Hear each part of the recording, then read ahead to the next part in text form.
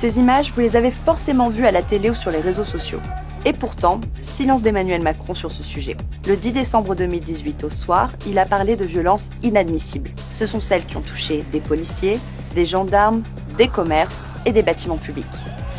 Mais aucun mot sur les lycéens, sur les personnes blessées, sur les personnes mises en garde à vue pour rien ou sur le dispositif policier en place depuis le début du mouvement des Gilets jaunes.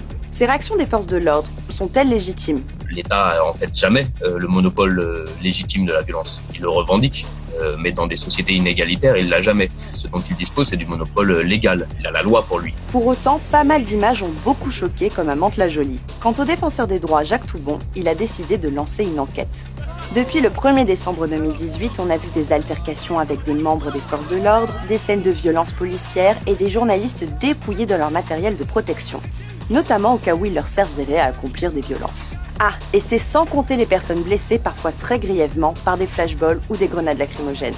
Au 14 décembre, 6 personnes seraient mortes depuis le début du mouvement selon le ministère de l'Intérieur. On compte aussi plus de 1000 blessés parmi les manifestants et quasi 250 du côté des forces de l'ordre. Un lycéen a perdu sa main à Bordeaux après avoir ramassé une grenade JLIF 4.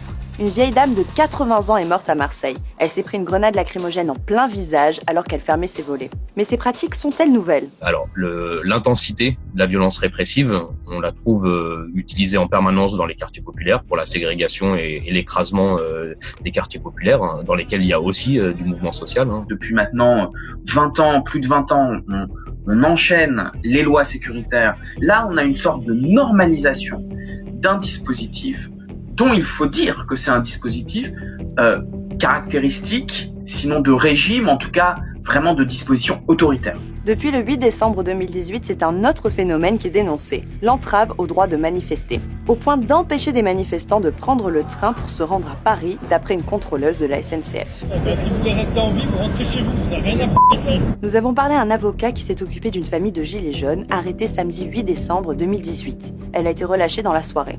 Mais en l'occurrence, la famille que j'assistais se trouvait à bonne distance du lieu de la manifestation, à 8h du matin, avant même le début de la manifestation. Et ce cas ne serait pas unique. Aucune charge n'a été retenue contre 70% des gardés à vue. Donc ça signifie que ces arrestations et ces gardes à vue étaient abusives. Côté arrestation, on compte environ 3500 interpellations et 2700 placements en garde à vue depuis le début du mouvement.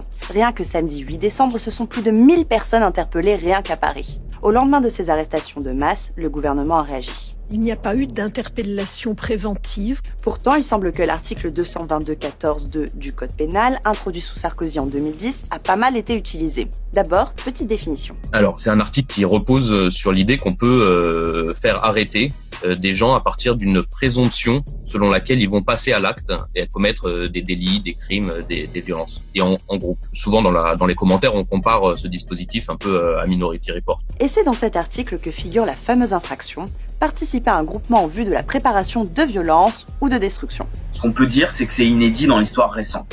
C'est déjà énorme. Si on le ramène au 19e siècle, évidemment que les moyens de l'État, les moyens répressifs de l'État étaient beaucoup moins importants. Donc imaginez l'arrestation préventive de centaines de personnes, c'est quelque chose de très difficile. Oui, on voit des arrestations préventives le soir du coup d'État du 2 décembre 1851. Même si le nombre d'interpellations a été bien plus faible lors de l'acte 5, il est naturel de s'interroger sur un point. Comment en sommes-nous arrivés là en 2018 ? Lorsqu'arrive un mouvement qui prend le contre-pied des habitudes manifestantes, on a un moment d'inadaptation du dispositif de maintien de l'ordre qui peut aboutir à ce genre d'effet, à savoir une déconnexion qui met en échec le dispositif qui avait été prévu et une rupture avec la tradition et une rupture avec l'histoire de la gestion policière et politique des mouvements sociaux et des démonstrations non. D'ailleurs, le gouvernement n'a pas chômé côté déclaration, comme l'appel à ne pas manifester de Nicole Belloubet après l'attentat de Strasbourg le 11 décembre, dont le bilan provisoire est de 5 morts et 11 blessés. Une position critiquée par la sénatrice Esther Benbassa.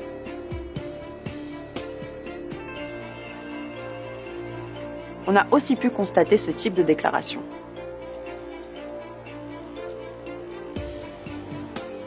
Mais au-delà de cette comparaison du ministre de l'Intérieur, critiquable ou non, vous pouvez d'ailleurs nous dire ce que vous en pensez, la gestion du mouvement des Gilets jaunes pose ce problème. S'il y a plus cette possibilité de mise en danger, si on arrête préventivement toutes les personnes qui sont susceptibles de lancer un pavé ou de mettre des lunettes pour se protéger des gaz lacrymogènes, on n'est plus dans de la manifestation. On est dans quelque chose qui serait comme une sorte de une incarnation physique de la pétition. Mais la manifestation, c'est pas la pétition. Aujourd'hui, plusieurs dossiers vont devoir être jugés par la justice concernant des exemples que nous avons cités. Alors, peut-on parler d'incompréhension entre le pouvoir et la rue, ou assiste-t-on à une remise en cause du droit de manifester et de l'expression populaire ? La la la la la la la la.